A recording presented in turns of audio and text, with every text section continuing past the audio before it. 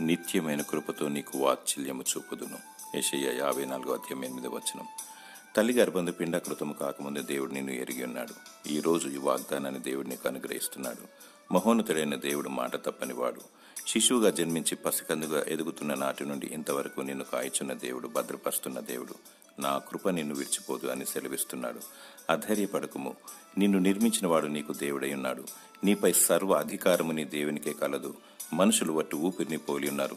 మనుష్య చోరులు నిన్ను అపహరించాలని, హతమార్చాలని యోచన కలిగి ఉన్నారు. నీ శత్రువులను ప్రేమించుము, క్షమించుము, ప్రార్థించుము, వారిని దీవించుము. దుష్ట తలంపులు లయమైపోవాలని, దురాత్మను కాల్చివేయాలని ప్రార్థించుము. సత్యమైన దట్టిని కట్టుకో, విశ్వాసమైన డాల్ను పట్టుకో, నీతైన మైమరు తొడుగుకో. ప్రభువైన యేసుక్రీస్తును స్తుతించు, విజయాన్ని సాధించు.